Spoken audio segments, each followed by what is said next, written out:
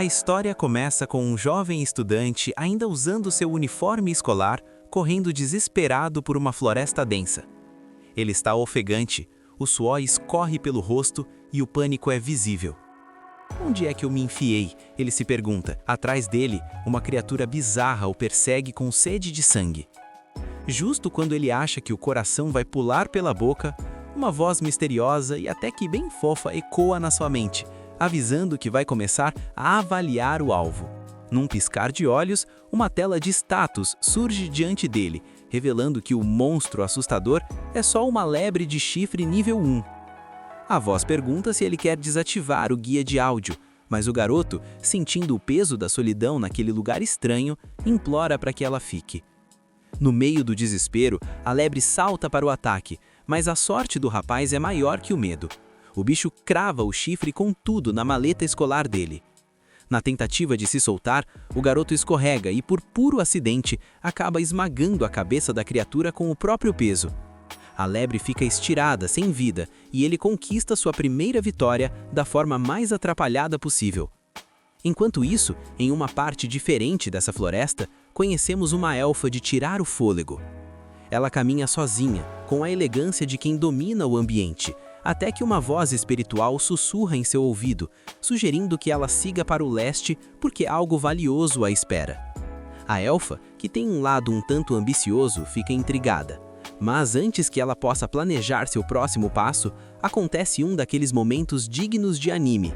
Os botões da blusa dela simplesmente desistem de lutar contra a pressão e saltam fora, deixando a coitada morrendo de vergonha.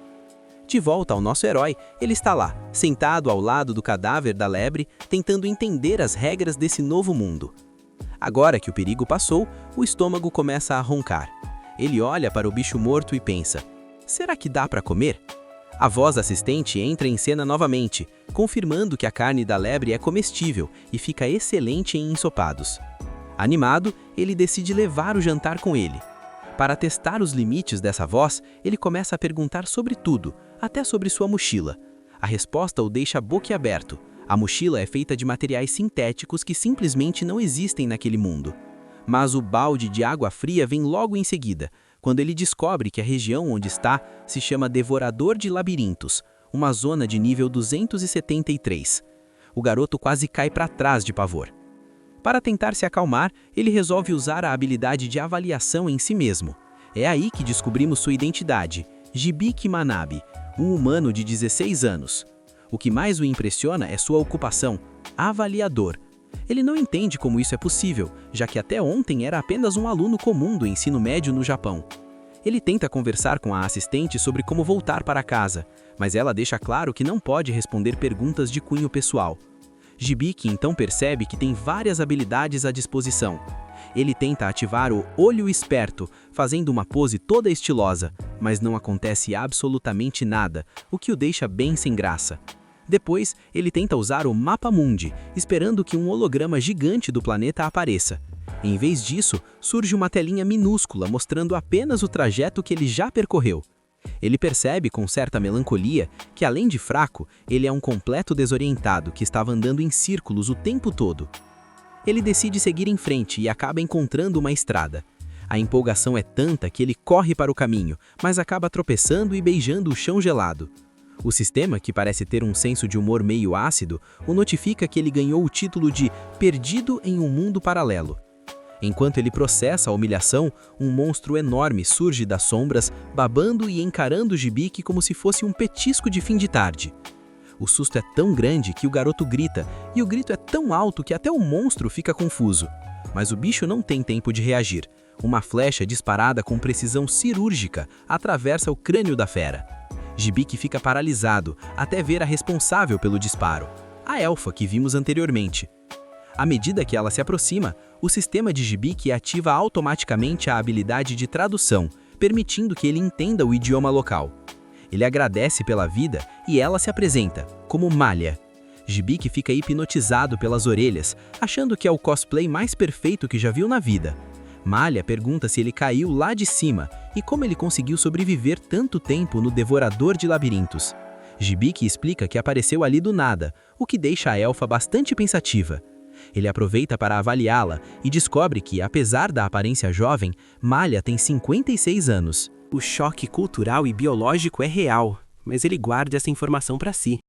Malha explica que o Devorador de Labirintos não é apenas um nome, é um monstro colossal que se camufla como uma planície para atrair viajantes e devorá-los quando eles se perdem. Ela sente pena de Dybbuk, achando que ele é apenas uma criança indefesa, e o abraça contra o peito para confortá-lo. O garoto fica vermelho como um pimentão, especialmente quando ela diz que ele deve ter uns 10 ou 11 anos. Quando ele corrige dizendo que tem 16, Malha entra em curto-circuito ao perceber que estava apertando um jovem adulto contra si. Como a noite estava caindo, eles decidem acampar. Ao redor da fogueira, eles compartilham um ensopado de lebre que Dybbuk carregava. Ele descobre que naquele mundo, a maioridade acontece aos 15 anos, o que o torna oficialmente um homem perante a sociedade local. Malha explica que eles estão no reino de Abrastia. Quando Dybbuk menciona Japão, ela fica confusa, pois nunca ouviu falar de tal lugar, mas garante que vai ajudá-lo a chegar à cidade de Lowell. Enquanto ele dorme, Malha usa uma magia de barreira para protegê-los. Ela observa o rapaz e se pergunta se ele seria o tesouro que o espírito mencionou. Dybbuk, por sua vez, sonha com sua vida normal, com seus amigos de escola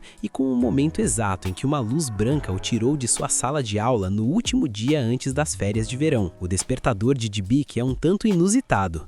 Um botão da blusa de Malha se solta novamente e o acerta no rosto às 4h30 da manhã. Ele se levanta e vê a barreira mágica ao redor do acampamento. Curioso, ele pergunta à sua assistente o que um avaliador realmente faz. Ela explica que é uma ocupação de rank B, focada em identificar atributos e fraquezas de qualquer alvo. No dia seguinte, a viagem continua, mas não antes de Malha dar um soco que manda Dybbuk para as nuvens, tudo porque ele tentou devolver o botão caído de um jeito meio direto demais. Depois que os ânimos se acalmam, Malha fica impressionada ao saber que Dybbuk possui a habilidade Mapa Mundi. Ela explica que, na verdade, essa é uma habilidade de ranking AAA, extremamente rara e valiosa para qualquer aventureiro. Dybbuk não entende o porquê do alvoroço, já que para ele é apenas um GPS básico. Malha quase tem um treco ao perceber que ele não sabe nem o que é um aventureiro. Ela explica que são pessoas que fazem contratos com guildas para caçar monstros e explorar terras perigosas.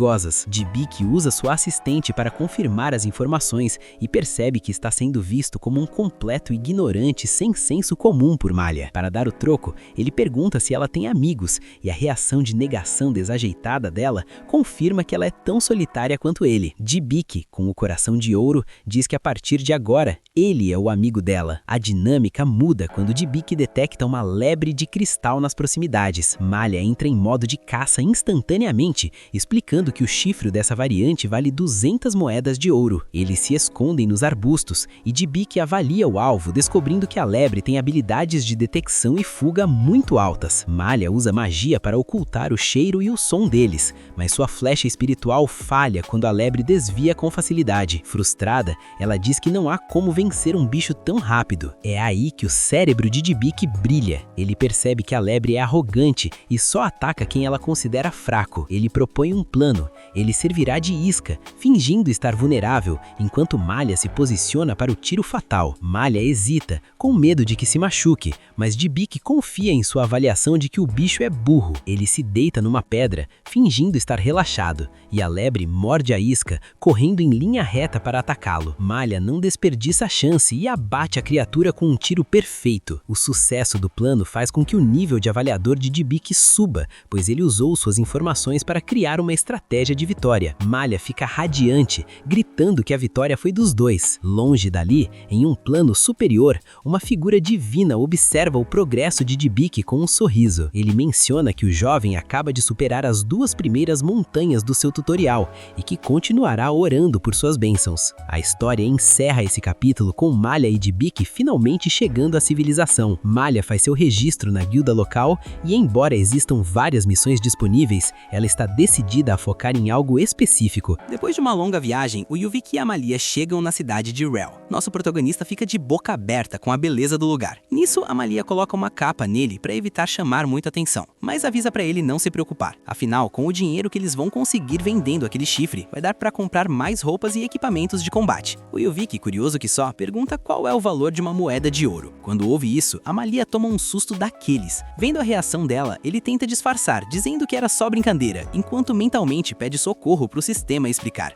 A assistente avisa que uma única moeda de ouro vale uns 10.000 ienes. Sente o drama, o Yuvik fica chocado e finalmente entende por que a Malia agiu daquele jeito. Enquanto ele processa a informação, a elfa chega pertinho, faz um carinho no rosto dele e pede para ele tomar cuidado para não falar coisas que mostrem que ele não tem o menor senso comum. Mudando de cenário, os dois chegam na guilda. O pessoal lá fica surpreso ao ver que a elfa formou um grupo, mas claro, já começam a subestimar nosso protagonista por ele ser muito baixinho. A Malia logo defende o garoto, avisando que, apesar de parecer uma criança, ele já é um adulto. Bem nessa hora, outro grupo de aventureiros aparece. O líder deles pergunta se o nosso Yuvik é novato na área, e a Malia confirma. Sem muita conversa, o grupo vai embora desejando boa sorte para o nosso herói. Observando eles saírem, a Malia comenta que eles são conhecidos como o Grupo Estandarte Prateado. Mas deixando isso pra lá, ela puxa ele até a recepcionista. É aí que conhecemos a Jewel. A Malia não perde tempo e já pede uma sala particular para vender um certo item.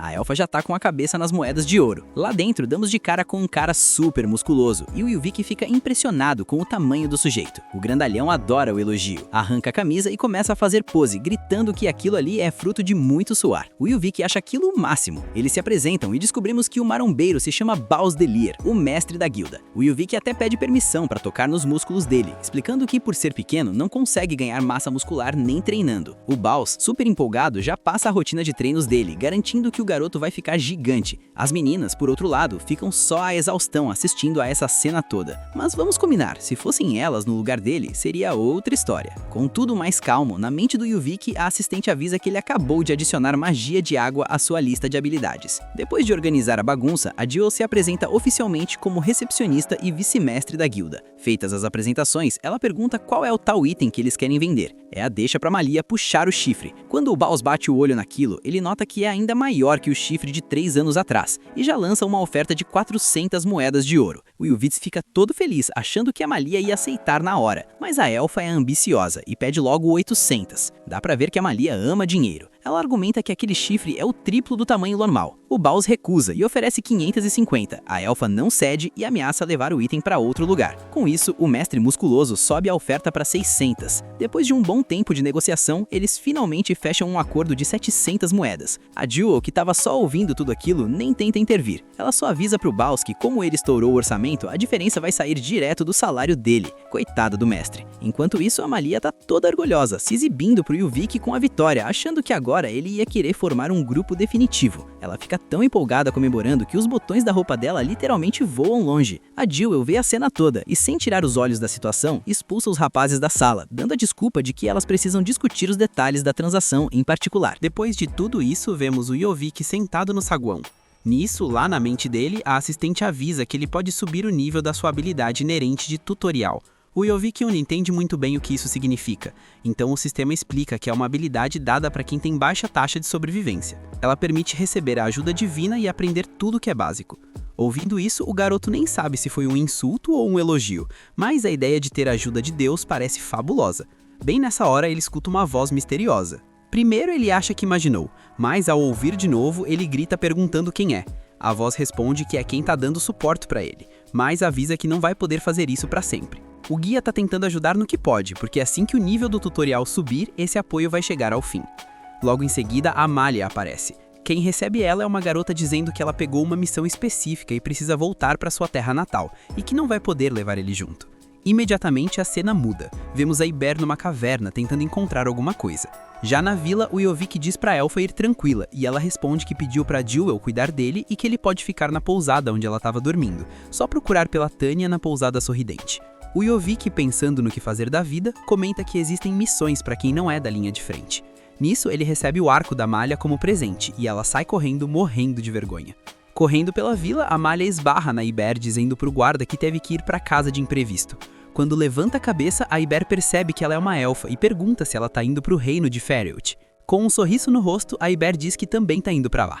Mais tarde, vemos o Yuvik comentando que depois que a Malia foi embora, ele passou o tempo todo dormindo. E olha, que belo passatempo. Ele ainda não encontrou um jeito de voltar pro mundo dele. De repente, a Tânia bate na porta. Ela entra no quarto dizendo que estava preocupada com o nosso protagonista, já que ele não desceu nem pro café da manhã e nem pro almoço, e avisa que já tá na hora da janta. Aí bate a realidade e o Yuvik percebe que precisa arrumar um trabalho para não ficar dependendo só do dinheiro do chifre do coelho. Nessa hora, a voz do sistema chama, pedindo para ele verificar o status e explicando uns números que ele não estava entendendo. A voz avisa que não recomenda que ele lute sozinho e adiciona novas habilidades para ele, como o livro de medicina e contratos. O sistema explica que ele pode aprender todo o conteúdo só de ler as páginas. O Yovik pergunta quanto tempo isso vai levar, e a assistente responde que demora bastante tempo se ele não tiver consciência do método. Mesmo assim, ele topa. No mesmo instante, a assistente faz um livro aparecer na frente dele e começa a transferir todo o conhecimento direto para a mente do garoto. Em outro lugar, a Malha estava conversando com a garota de antes. Ela conta sobre o Yovik e como ele não tem muita noção das coisas, o que deixou ela bem intrigada. A aventureira não engole essa história e diz que a elfa parece estar apaixonada por ele. A Malha nega na hora, dizendo que acabou de conhecer o garoto e que ele é 40 anos mais novo que ela. Mas, de repente, aparece uma elfa com roupa de empregada na frente delas. A Malha corre para abraçar e apresenta ela como Stélia, a chefe das empregadas da família dela. Aqui também descobrimos o nome da garota de cabelo azul, que é Ibel. A Ibel corta o clima, dizendo que agora ela faz parte do mesmo grupo. Isso deixa a empregada meio irritada e começa a resmungar umas coisas. Sente a rivalidade no ar. Já se passaram vários dias e o Yovik continua jogado na cama, com uma preguiça total. Mas com um detalhe, o aprendizado do livro de medicina está completo. Depois dessa maratona, ele vai numa loja de armas, compra uns acessórios para se proteger e segue para a guilda para pegar algum trabalho. No caminho, ele bate um papo com o assistente. Ele comenta que o nome dela é muito longo e pergunta se pode chamá-la de Siste. Ela aceita de boa. Agora, dentro da guilda, o clima pesa. O grupo estandarte entra desesperado pedindo ajuda. O cara de cabelo prateado tá muito machucado. A Jewel se aproxima e avisa que o Bausman tá na cidade, mas sugere parar o sangramento com outra magia de cura. O suporte da equipe avisa que isso não vai rolar. O Yovik vê toda a situação e o sistema avisa que existe uma chance de salvar o cara. Sem pensar duas vezes, ele se oferece para ajudar. Todo mundo fica de queixo caído e perguntam se ele é um curandeiro.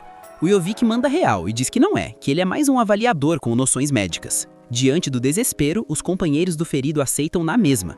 O Yovik analisa o estado do rapaz e descobre que ele foi afetado pelo veneno de Tiarit, o que claramente impede o sangramento de parar. Além disso, para curar os membros dele por completo, eles iam precisar de magias de alto nível, o que custariam 650 pontos de magia. Ele explica a situação pra galera, mas ninguém ali tem como ajudar. Eles precisam de um plano B. Então, assiste dá a ideia de usar a habilidade de contrato, para pedir que os aliados transfiram pontos de magia temporariamente. Sem hesitar, todo mundo topa, até a Jewel. É assim que o nosso Yovik recebe os pontos necessários pelo contrato, elimina o veneno e manda uma cura perfeita, restaurando o corpo do cara. Missão cumprida. Mas o esforço cobra o preço e o nosso protagonista cai no chão esgotado, sonhando de novo com os amigos da escola. Quando ele acorda, a voz avisa que o nível de trabalho dele subiu do número 2 para o número 5. O contrato foi do 1 para o 2 e a habilidade de tradução também subiu de nível. Bem nessa hora, a Jewel entra no quarto agradecendo por ele ter salvado o irmão mais novo dela, o Jade. O Yovik fica meio confuso, mas ela explica que eles são filhos de mães diferentes. A Jewel pede para ele pedir para todo mundo guardar segredo sobre o que aconteceu, porque quase ninguém consegue usar aquelas magias de cura avançadas. Se a notícia se espalhar, vão tentar se aproveitar dele para ganhar dinheiro. Por causa disso, ela recomenda que ele entre para a Guilda dos Aventureiros de uma vez. O Yovik fica na dúvida, sem saber quanto tempo mais vai ficar na cidade, mas concorda que ter companheiros ou alguém para cobrir a retaguarda seria uma boa, já que ele não é um lutador. É aí que a Jewel dá a ideia genial dele contratar um guarda-costas. Esse foi o final do episódio. Se você chegou até aqui, comenta a parte 3. Vou dar um coração em todo mundo que comentar para eu saber quem é a elite que acompanha o canal. Se inscreve e ativa o sininho, porque o que vem por aí vai explodir sua cabeça. E não sai daqui sem ver esse vídeo que tá aparecendo agora na tela. A treta lá consegue ser ainda pior que essa que você acabou de ver. Sem mais delongas, Rebobina se despede e até a próxima.